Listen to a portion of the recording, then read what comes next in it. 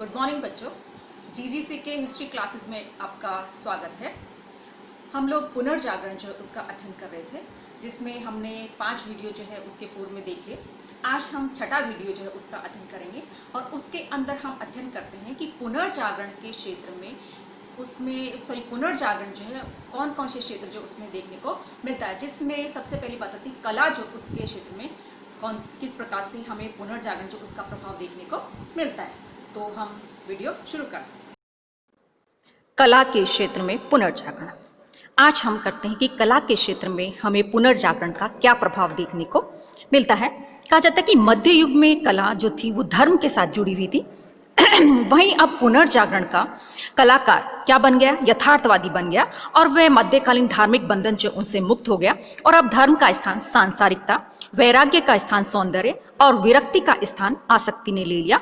और पुनर्जागरण को यदि मध्ययुगीन परंपरा और नियमों के विरुद्ध एक विद्रोह मान लिया जाए तो कहा जाता है कि ये सही होगा। और इस विद्रोह को सबसे ज्यादा सफलता जो थी कहाँ पर, कला के क्षेत्र जो उसी में देखने को मिलती है। इसमें भी जैसे आपके स्थापत्य कला है, इसके अलावा चित्रकला है, इसके अलावा आपके मूर्ति कला है और संगीत कला, इन सभी क्षेत्रों में हमें पुनर्जागरण जो उसका प्रभाव देखने को मिलता है। सबसे पहला आता है स्थापत्य कला का। पहले जो था स्थापत्य कला जो है उसमें गोथिक शैली जो उसकी प्रधानता रही थी और अधिकांश भवन जो थे उनका निर्माण भी इसी शैली में हुआ था। परंतु पुनर्जागरण के कलाकारों में प्राचीन स्थापत्य कला के प्रति रुझान उत्पन्न हुआ और उन्होंने रोमन, यूनानी तथा अरबी स्थापत्य शैलियां जो है उनका समन्वय करके एक नई शैली जो उसको जन्म दिया। और इस शैली की मुख्य विशेषता थी जैसे श्रृंगार, सज्जा और डिजाइन, और इस शैली में बनावट और आकार जो उसको भी सबसे ज्यादा महत्व दिया गया था। और इस नई शैली की शुरुआत जो थी वो भी कहाँ से, इटली से ही हुई थी और बाद में यूरोप के अन्य देशों की ओर गई थी। और इसमें कहा जाता है कि गोल मेहराब को अपनाया गया। डोरिक, आयनिक और कोरिंथन शीर्ष भागों का उपयोग चर्च तथा सार्वजनिक भवनों में किया जाने लगा और व्यक्तिगत भवनों की खिड़कियों को क्लासिकल पंक्तियों या प्लास्टर मेहराबों आदि से सजाया जाने लगा। और बहुत से पुराने भवन जो थे उनको भी इसी शैली जो उसमें परिवर्तित करके बनाया गया। और इटली के धनी परिवारों ने नवीन शैली जो उसको अपने यहाँ पर आश्रय दिया और ऐसे लोगों में फ्लोरेंस के शासक लोरेंजो दे मेडिची का नाम सबसे प्रमुख आता है। उसने एक विशाल तथा सुंदर उद्यान बनवाया और उच्च कोटि की मूर्तियां जो उनका संग्रह करवाया और उसका महल मूल्यवान सजावटी वस्तुओं से भरा पड़ा था। और लोरेंजो ने फ्लोरेंस के कलाकारों जो है उनको भी संरक्षण दिया और फ्लोरेंस के नवीन स्थापत्य शैली के विकास में फिलियो ब्रूनेस्क जो उसका भी सबसे ज्यादा महत्वपूर्ण स्थान आता है। इसके अलावा फ्लोरेंस के गिरजाघर का गुंबद ब्रूनेस्क के जो है उसी की देन मानी जाती है। इसी प्रकार से कहा जाता है कि पुनर्जागरण कालीन स्थापत्य कला का सबसे उत्कृष्ट नमूना जो है हमें रोम में निर्मित संत पीटर जो है उसके गिरजाघर जो उसमें देखने को मिलता है। और इसका निर्माण माइकल एंजेलो और राफेल जैसे कलावंत जो उनकी देखरेख में हुआ था। और गिरजे का विशाल एवं भव्य गुंबद रेनेसां काल जो उसकी अमूल्य देन मानी जाती है। और इटली के बाद इस नवीन शैली जो है उसका प्रचार प्रसार अन्य देश जो उसमें भी हुआ। और फ्रांस के सम्राट फ्रांसिस प्रथम जो थे उसने भी इस शैली जो उसको अपने यहाँ पर आश्रय दिया और उसने भी बहुत से कलावंत जो उनको अपने यहाँ पर बुलाया। और इन लोग जो थे उनकी देखरेख में निर्मित पेरिस में लूबे का प्रसाद सबसे उल्लेखनीय माना जाता है। और इस महल में सफेद तथा नीले रंग का टेराकोटा जो है उसका कार्य देखते ही बनता है। इसके अलावा कहा जाता है स्कोरियल प्रासाद इस शैली का यानी कि इस शैली जो उसका उसके ऊपर बहुत ज्यादा प्रभाव देखने को मिलता है।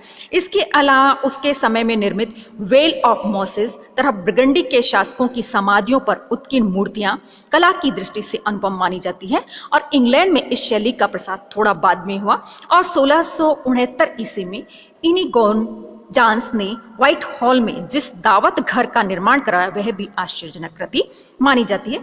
तो इस प्रकार से हम देखते हैं कि स्थापत्य कला जो उसके क्षेत्र में हमें पुनर्जागरण देखने को मिलता है। और ये स्थापत्य कला जो उसमें भी मानव जीवन जो उसको सबसे ज्यादा महत्व दिया जाने लगा और धर्म जो उसका महत्व कम हो गया। दूसरा बिंदु आता है चित्रकला कि कला के क्षेत्र में पुनर्जागरण का सबसे ज्यादा प्रभाव हमें चित्रकला जो उसमें देखने को मिलता है। और इटालियन चित्रकारों ने, क्योंकि यहाँ ये भी सबसे पहले इटली में ही हुआ और इटालियन चित्रकार जो थे उन्होंने चित्रकला के क्षेत्र में अन्य देश जो थे उनका भी मार्ग प्रदर्शन किया। और इस युग की चित्रकला पर भी किसका, मानववाद, क्लासिकलवाद, सहिष्णुता आदि का जबरदस्त प्रभाव हमें देखने को मिलता है। अब चित्रकार लोग मेडोना, संतों, बाइबल के दृश्यों के साथ साथ प्राचीन गाथाओं के नायक नायिकाओं और यूनानी तथा रोमन साहित्य के सुंदर दृश्य जो उनका चित्रण करने लगे। और जो थोड़े बहुत धार्मिक चित्र बनाए भी जाते तो वो केवल किस लिए, गिरजाघर जो उनको सजाने के लिए। इसके अलावा 14वीं शती के शुरू तक अधिकांश चित्रकार प्राचीन बाइजेंटाइनी कला जो से उसी से चिपके हुए थे, लेकिन अब बाइजेंटाइन कला में आकृति, डिजाइन और अंकन के परंपरागत शैली पर अधिक जोर दिया जाता था, किंतु विषय और वस्तु का उद्देश्य पूर्णतः धार्मिक होते थे। और उस युग की चित्रकला का क्षेत्र भी काफी सीमित था और अब कहा जाता है कि इसमें काफी परिवर्तन आ गया। सबसे पहले जियोटो ने परंपरावादी बाइजेंटाइन शैली के स्थान पर प्राकृतिक क्षेत्र को अपनाकर चित्रकला जो उसको एक नया रास्ता प्रदान किया। उसके चित्रों में प्रकाश, छाया, रंगों का समन्वय, आकृति का सही अंकन आदि पर अधिक जोर दिया गया। इसके साथ ही पुनर्जागरण काल के कलाकारों ने मानव जीवन जो उसका अध्ययन किया और यह जानकारी प्राप्त की कि मनुष्य के शरीर की पेशियों और जोड़ जो है कैसे उभरते हैं, इसीलिए वे अपनी कलाकृतियों को अधिक सजीव बना सके। और इसके अलावा वे धार्मिक दृश्यों से हटकर सामान्य दृश्यों तथा यथार्थवादी पृष्ठभूमि जो उसकी ओर अग्रसर हुए। इसके अलावा इस नई शैली का अग्रदूत फ्लोरेंस शासक, फ्लोरेंस नगर का मेसाविक्यो था और फ्रा लिप्पी और फ्रा एंजेल्को ने इस शैली को विकसित करने में अपना योगदान दिया था।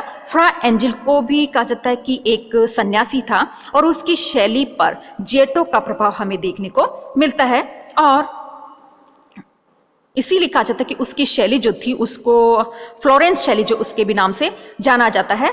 और इसके अलावा आपके इटली के फ्लोरेंस शैली के अलावा कुछ अन्य शैलियां जो वो भी कहा जाता है कि इस समय उभर कर सामने आई, जिसमें उम्ब्रियन शैली और वेनेशियन शैली जो वो भी प्रमुख रही थी। और उम्ब्रियन शैली का प्रमुख चित्रकार पिएट्रो पेरुजिनी था और इसके अलावा वेनेशियन शैली में टिटियन का नाम सबसे प्रमुख माना जाता है। इस समय में बहुत से कलाकार भी हुए जिन्होंने की अपनी कला जो है उसके उत्कृष्ट नमूने जो है हमारे सामने या देश जो है समाज जो उसके सामने रखे थे, जिसमें लियोनार्डो डी विंची जो उसका नाम सबसे प्रमुख लिया जाता है, जो कि 1452 से 1519 के मध्य रहे थे। कहा जाता है कि लियोनार्डो डी विंची जो था वो एक महान कलाकार था और वह बहुमुखी प्रतिभा का धनी था। वह एक कलाकार, वैज्ञानिक, आविष्कार और सैनिक, इसके अलावा इंजीनियर और शरीर शास्त्र का विद्यार्थी था। उसे मेदिची परिवार, मिलन परिवार तथा फ्रांस के शासक जो थे उन्होंने अपने यहाँ पर संरक्षण दिया था। हालांकि उसकी बहुत सारी कृतियां जो नष्ट हो चुकी है, लेकिन उसके बावजूद भी हमें उनकी जितनी भी कलाकृतियां उपलब्ध हैं उन चित्रों में मोनालिसा और लास्ट सपर उनके सबसे श्रेष्ठ चित्र बताए जाते हैं और जिन्हें विश्व के सर्वश्रेष्ठ चित्रों की पंक्ति जो उसमें रखा जाता है। लियोनार्डो की शैली विविध रूप से विकसित थी और उसकी शैली में मौलिकता जो वो हमें दिखाई देती है, उसके चित्रों में सादगी तथा भावा अभिव्यक्ति की प्रधानता के साथ साथ यथार्थ में आदर्श की झलक भी देखने को मिलती है। उसकी चित्रकला की कुछ विशेषता थी, जैसे प्रकाश और छाया रंगों का चयन तथा शारीरिक अंगों का सबल प्रदर्शन। और अपने चित्रों को अधिक आकर्षक बनाने के लिए उसने रंगों और चित्रण की विधियों के समन्वय में प्रयोग किया। उसने मानव शरीर का बहुत ही मनोयोग के साथ अध्ययन किया तथा मानव की विभिन्न मुद्राएं जो उनको चित्रित किया था। इसके अलावा दूसरा कलाकार जो कि महत्वपूर्ण था उसका नाम है माइकल एंजेलो। कि इटली का दूसरा बहुमुखी और प्रतिभा संपन्न चित्रकार कौन था? माइकल एंजेलो था, जो कि 1475 से 1564 के मध्य था। और वो भी क्या था? एक कलाकार, चित्रकार और मूर्तिकार था। और उसकी कृतियों में जहां हमें एक तरफ मध्यकालीन धार्मिक विश्वास जो वो देखने को मिलता है, तो वहीं दूसरी तरफ हमें पुनर्जागरण की सभी खूबियां जो वो भी हमें दिखाई देती है। उसने अपने चित्रों को यथार्थवादी बनाने के लिए मानव शरीर विज्ञान जो उसका अध्ययन किया।